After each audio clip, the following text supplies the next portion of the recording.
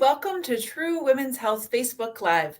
I'm Dr. Celia Egan, the internist and obesity medicine specialist here at True Women's Health.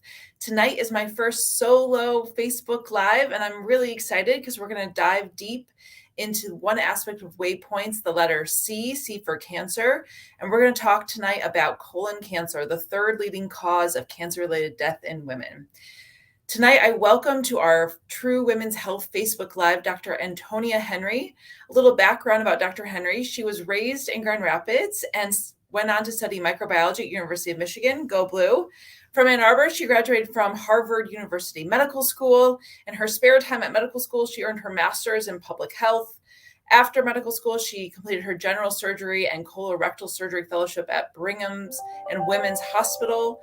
And then after her all of that training, she served our country with the U.S. Navy for 6 years, living in Virginia, San Diego, and Afghanistan. She most recently moved back to Grand Rapids, lucky Grand Rapids, with her husband and 2 daughters. Please welcome to True Women's Health, Dr. Antonia Henry. Hi. Thanks for joining us today. Yeah, I'm very excited to be here. And all of our lady patients here at True Women's Health. So thank you very much for moving back to Grand Rapids after your accomplished start of your career. Yeah, it's great to be home. My parents are here. My sister relocated back. And so we're all just really happy to be back where we grew up and contributing to the community. Yeah, that's great. I also moved back from the East Coast back to Michigan where I was raised. And it's a great place to have kids, isn't it? It is. I had such a happy childhood here, and I'm just so pleased to give my daughters that same opportunity. Yeah, well, we're really excited that you're here providing the people of West Michigan, particularly the women of West Michigan, all of your excellent expertise. All right, let's get into it. So, Dr. Henry, what is colon cancer? Colon cancer is the third leading cause of cancer-related death in women. Of course, everyone gives a lot of attention to breast cancer, but colon cancer is very common. So we think that most people get colon cancer because they get polyps that over time become cancer. So I think we have a couple of slides. So these are some pictures of what a colon cancer looks like from inside of the colon. And so on the picture on the left, you can see there's mostly like, there's a kind of a bump, and then there's some flat pink lining of the colon. And these are just some other pictures of larger colon cancers. So I just want to stop and talk about terminology. Some people kind of lump colon and rectal cancer together, and they call it colon cancer. They call it colorectal cancer. Colon cancer really refers to cancer in the right colon, the transverse, left, and the sigmoid. We kind of separate rectal cancer because it's can be treated a little bit differently because it's a little bit higher risk of having some complications down the road. Okay. But basically, it's abnormal growth in the colon that over time can cause symptoms like bleeding, diarrhea, constipation, pain, weight loss, and blockages. And unfortunately, if it's not caught in time, it can spread to other parts of the body through the lymph nodes and go to the liver. And that's how we get into like the stages. But if it is caught early and treated, usually with surgery, first, it can have a very good prognosis. So it's most important to think about screening and getting your screening test done and talking about that with your primary care doctor. Yeah, I think it's one of those things, as a primary care doctor, some women feel really hesitant to talk about some of their bowel movements and GI stuff that they're having. A lot of people feel as though it's just commonplace to maybe have diarrhea all the time, and they don't really know that that's not normal or to have changes. So I think, screening, which is, I think we should phrase what screening is. Screening is looking for cancer without any real symptoms. Would you say that's a probably fair definition? Mm-hmm. So, when should women start thinking about colorectal cancer screening? So I think you should start thinking about it now, and we should think about our family history. So there are kind of like 2 buckets I put in when people are like average risk and higher risk. So average risk is for you if you don't have any symptoms, you're not having, change in your bowel habits like the diarrhea, constipation, the bleeding. You don't have any family history. So that's kind of like average risk. And now we're recommending that people get that women start screening at age 45. Yeah, and I think we have a slide just kind of reviewing. Yeah, great, thank you. Yeah, and I think that's a change over the last several years, isn't it? Because I think the age was 50. Yeah, we used to say 50, and then for a little while we had a little asterisk for Black Americans to be screened start at 45 because there was a higher risk. And so for a while there's a kind of a different ages at getting started, but now it's 45 for everyone. The U.S. Multi-Society Task Force on Colorectal Cancer, which is a national society of like multiple different professional organizations that make recommendations on when we should do these screening tests so we can catch things early, got together and changed it to 45. And there are many different ways to get screened for colon cancer. They've kind of grouped the test into their first tier, like their first recommendation, and then the second tier for the second recommendation. The first tier are like the better test. And so I've highlighted colonoscopy on the first tier as the best thing to do because although it is weird, it's uncomfortable, you have to like do a clean out and everything. The really good thing about it is that you can remove early polyps so that they don't stay in your body and become cancer. So it's diagnostic, meaning you can discover things, and therapeutic, meaning you can treat them at the same time. And then you get it, and as long as we don't find anything, you're good for 10 years. You can kind of just like set a little calendar on your phone for like, I'll think about it again in 10 years. The second option in the first tier is a stool test called a FIT test. That stands for fecal immunohistochemical test. And that just picks up chemicals that colon polyps and cancers leak into your stool. So this is a little weird and also a bit gross if you're thinking about it. You have to submit like it's at home. So you kind of take this little like piece of wood spatula and like scoop out some stool and put it in a container and send it to the lab. Yeah, but it's okay because everyone poops, right? Everyone poops. In the second tier of tests, these are like not as good but still acceptable for screening, are the virtual colonoscopy. So basically that's like a special CT scan or a CAT scan where you go through a circular donut shaped machine in a radiology department at a healthcare system, and you get scanned. And you still have to do the clean out, the bowel preparation before this, because they still need to get the stool out so that we can see the lining of the colon and any polyps on the CT scan. So that's a virtual colonoscopy.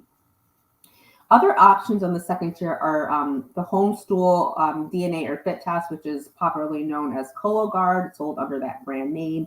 Every 3 years, that requires a provider's prescription as well. And then there is a flexible sigmoidoscopy every 5 to 10 years. So that is like a mini colonoscopy. You don't have to do the full prep. You just do like enemas at home, but it is only a limited evaluation of the end of the colon. So the sigmoid colon, some of the left colon, and the rectum, which is granted where most colon cancers occur, but it doesn't look at the rest of the colon where you could still get polyps or cancer. So that's why you just want to kind of really focus on getting the colonoscopy, and we can talk a little bit more about what that involves and how to make it a little less intimidating, more approachable, so that you can have the expectation of, what it's going to be like before you get it. And I think it's important to note too, just for patients to realize, for something like doing the Cologuard test, if it came back positive, then we really would recommend getting a colonoscopy, right? We would really twist your arm, as we would say, right, to get it done. So it's not as though, it's not as though it's a free pass to not getting a colonoscopy. Right. It's really just another step in screening. Yeah, so just like I talked about how colonoscopies are diagnostic, they see the problem, and therapeutic, they treat it. The FIT test is really just diagnostic. It's just if it's positive, you still need a colonoscopy. Where I see a lot of problems is that, someone gets a positive test, it gets like lost in the pile of like test results and Mhm. not followed up on. And then 3 years later, they come back, with a big polyp or colon cancer that really could have been better treated had Yeah. that been acted upon when the positive test came Yeah. back. And then in terms of when women would need their next colonoscopy, we have a lot of women in their mid to late 50s. They've already gotten the first one. As far as I know, the recommendations depend on what you saw during the first colonoscopy. Yeah. So everybody asks me after their colonoscopy, okay, do I get a clean belt? Do I wait Yeah. for 10 years? Do I not have to do this again? And most of the time, about 75% of the time, we say, okay, you're good to go for 10 years. In about 25% of people, we find a certain type of polyp called an adenoma. And, that is the kind that by itself, it's not cancer, usually can be removed during the colonoscopy. But if you leave it there, there's a chance that those cells can become cancer. Mm. And so while that was removed from your body during the colonoscopy, it does increase your personal risk of developing colon cancer in the future. And so we recommend that you move up your next interval based on how big it was, if it had any features when the pathologist looked at it under the microscopes. We send everything to the pathologist. If it had any high risk features, we might say like come back in a year, 3 years, 5 years. So yeah, so there's a Yeah. chance that you might need to come back in 5 years, but getting another colonoscopy is a lot better than finding out that you have like a bigger problem down the road. It is. Yeah.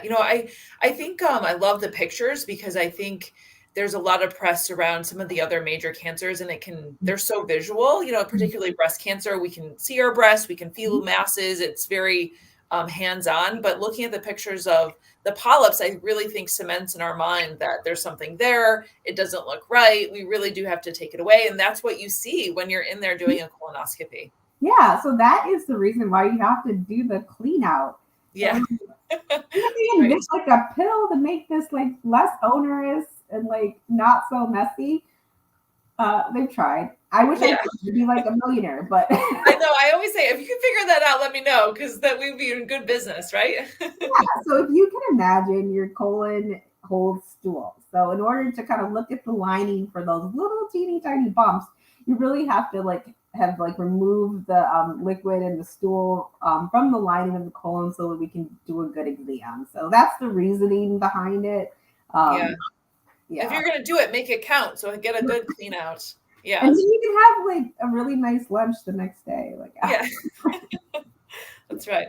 So, and we will fully admit as doctors, we know that this is a really intimate procedure. Tell us about the special program you guys have at University of Michigan West for kind of dealing with some of the intimate features for women. Yeah, so I find in my conversations with women that they're really nervous about this. You're kind of in a very vulnerable position. You're getting sedation. There are people you don't know. There's like someone like working back there, and it can be triggering for people, to be honest and just completely frank. Absolutely. Yeah. And so we have in our division, so I work with gastroenterologists. I am a surgeon, but I work with two other female gastroenterologists, Dr. Gadusi and Dr. Muzamoons. And we have many other providers, anesthesia providers, nurses that we can arrange to do all female treatment teams for you.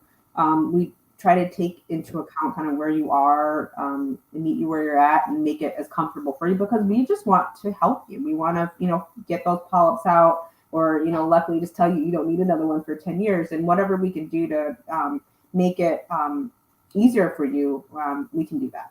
Yeah. And I think, one of our main goals here at True is really reducing any barriers for women to get whatever health aspects of their health under control that they need. So I love that because I do think that sometimes the being unfamiliar with the people that you're there with or being concerned about what would happen, dealing with any sort of triggering aspects of the procedure is really been a big deal why people don't get colonoscopy. So I love that, the gastroenterologists and you guys are thinking outside the box of how we can help these women. I think Yeah. that's great. I think we have a slide on kind of what a colonoscopy looks like. Yeah, let's take a look. Okay, so a colonoscope is basically a long, flexible tube with a light and a camera on the end. And on this picture, you can see that it's kind of being introduced through the anus, going through the colon. So this is just kind of like how your colon lies in your body. Um, and the light on the end is in the beginning of the colon or the right colon. And we shine that light on the wall of the colon, and we can introduce little instruments through some of the channels in the colonoscope to kind of grab and remove those polyps. Um, so that's kind of like what you would expect to see. Oh, that's so interesting. It's amazing the technology that has gone to be able to do all of that. Yeah, I guess in the before we had HD TVs and fiber optics, you used to have to hold the scope and like look through it. With your eyes? But now it's kind of like a video game. So I'm looking It on the is like a video game. while Yeah. you're moving the instrument through your body and then removing those polyps and getting a good look at everything for you. Yeah. And, how safe is a colonoscopy? We, of course, always hear, stories about people having complications, but as far as I know, the complications are quite low. Yeah, they're very low. I mean, all medical procedures have a Yeah. risk. However, if you look at the lives saved by removing those polyps, the benefits far outweigh the risk. But when I kind of talk over the procedure with patients, I do mention there's a risk of bleeding from removing a polyp. There's a risk of a tear in the colon, and this is especially important for some of my lady patients who've had hysterectomies and they have a lot of scar tissue in their pelvis that may tether, and stick to other parts of the colon. And also if they've had a history of constipation. So usually that combination, we may use a smaller scope that's a little bit more flexible to get around those curves that may have kind of tethered part of the colon to where you had hysterectomy scar tissue. So those are things that we kind of like think about, and we're very careful and very gentle because we want you to have a good experience. Yeah. Well, great. Thank you. I love that tip about the hysterectomy. I think it's really important to remember and know. All right. So we're headed into the busy holiday season. A lot of women are going to be busy shopping, traveling. And as a primary care doctor, there's one topic that comes up a lot when women are traveling, and that's constipation. So, do you have any tips for preventing constipation this holiday season or with traveling? Yes, I do. Stay hydrated. So Right? Yes. we're on long planes, long plane rides or car rides. You're not getting up to like move your body around. You're not, bringing a water bottle. You don't want to have to like use the airplane bathroom or anything. So when you can, try to like hydrate. And if you need something a little bit extra, you can get the travel packets of like Benefiber to bring with you. They come in these little green packets, and you can. I bring some with me when I go places, and I just you can wherever you are, you can put it in a bottle of water or your cup of coffee or whatever, and no one is the wiser. You can also put whatever your favorite laxative powder, like Miralax or any of these fiber products in a baggie. I've done that too in my suitcase.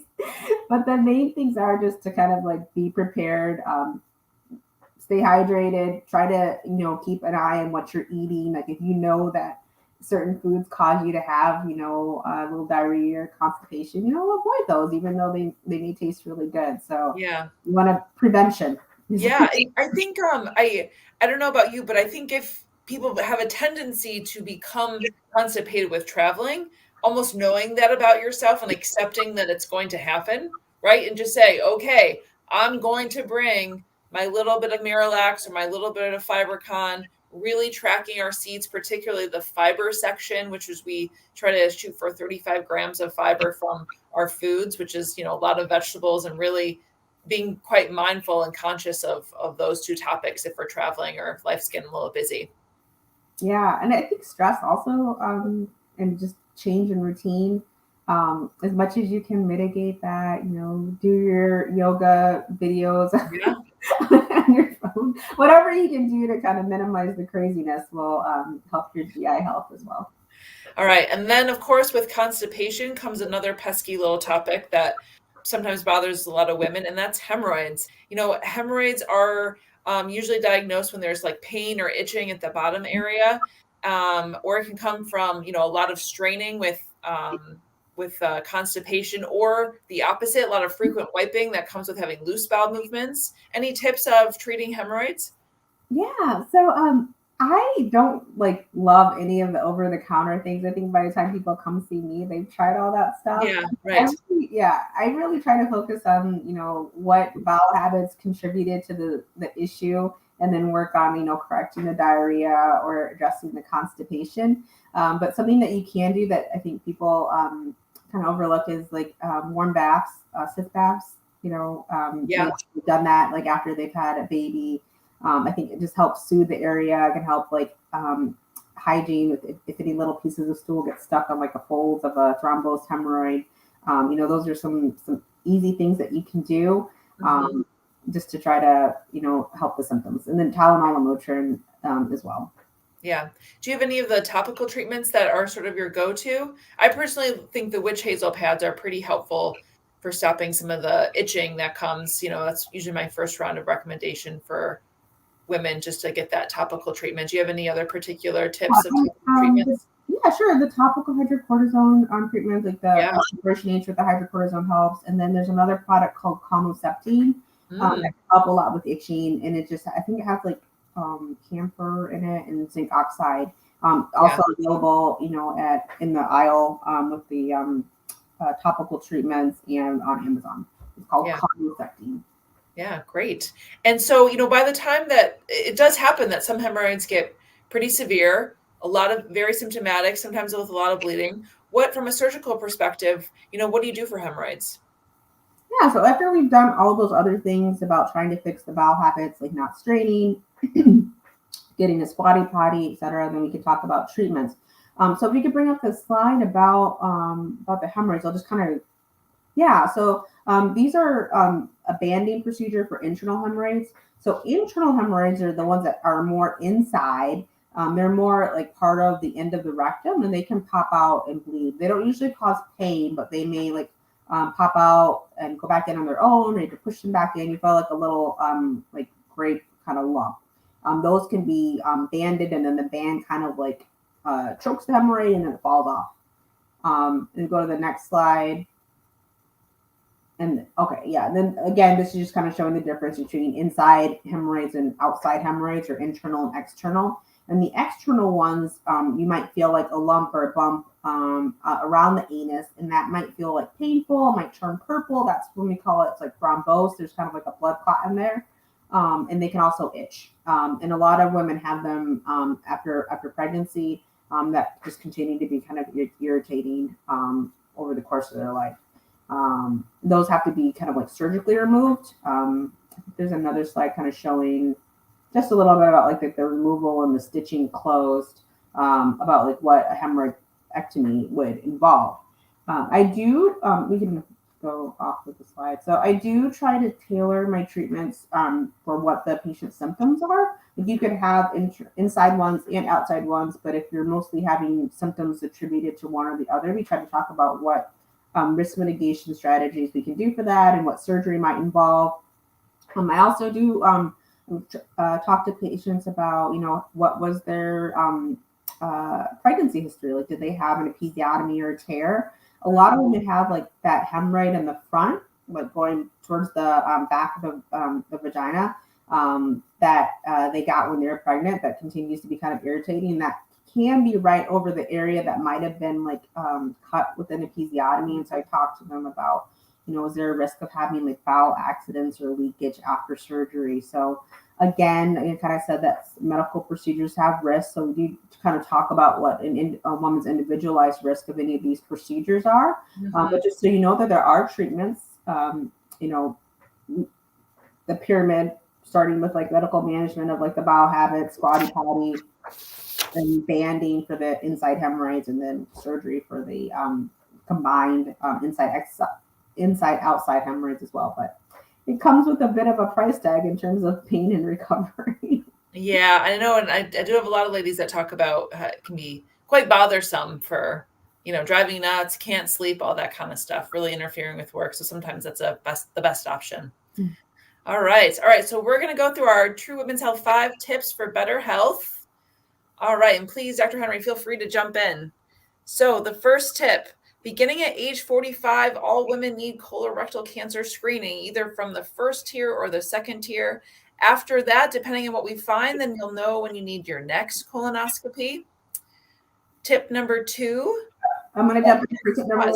Oh, while you're visiting your family these holidays, you might want to just update yourself on your family medical history. If you have a first-degree relative that had colon polyps or colon cancer, in their 50s or in their 50s, you might want to start 10 years before they got diagnosed. So maybe before age 45. Yeah. Yep. So if your mom or dad had, polyp in their first colonoscopy when they're 50, then you should think about getting one when you're 40. I think that's a great tip. Thank you. All right. So we know this is a very intimate procedures. There are lots of women doctors that are trying to reduce the barriers for women to still get their colon cancer screening. So if there's something that's preventing you from getting your colon cancer screening, please reach out to your primary care doctor or come to our office for our patients here at True, and we can come up with a plan. All right. Number 3, during the holiday season and you're traveling with all the stress, keep up with your water and your food fiber goals to prevent constipation. All right. Number 4. Oh, we didn't even touch on this, but I think that this is super important. Our mantra here at True is keeping our alcohol intake down to 7 drinks per week, which increased alcohol use can be a risk factor for colon cancer screening. And so that stands even for this topic of colorectal cancer screening. All right. Number 5, which is a personal topic, and I feel like I have to plug my passion for weight loss. Obesity is also a risk factor for colon cancer screening. So doing whatever we can to keep our weight in a healthy balance.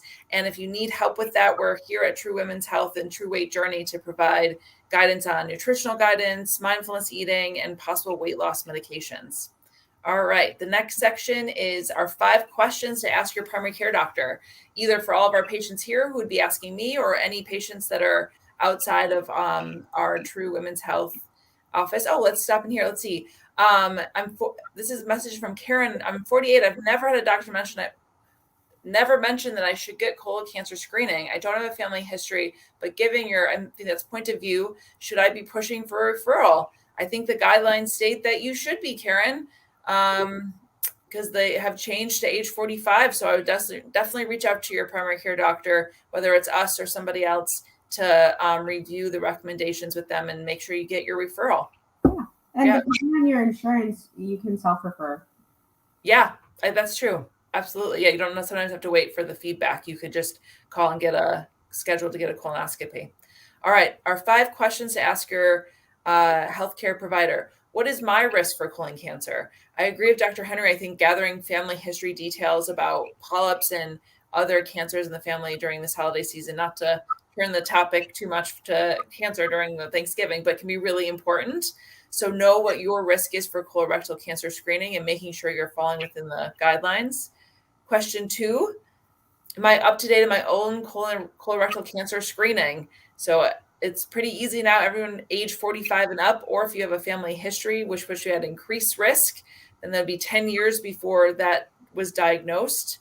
And, a lot of these guidelines can be found, found kind of on mostly where do you look for the updated colorectal cancer screenings? Do you like the United States Preventative Task Force?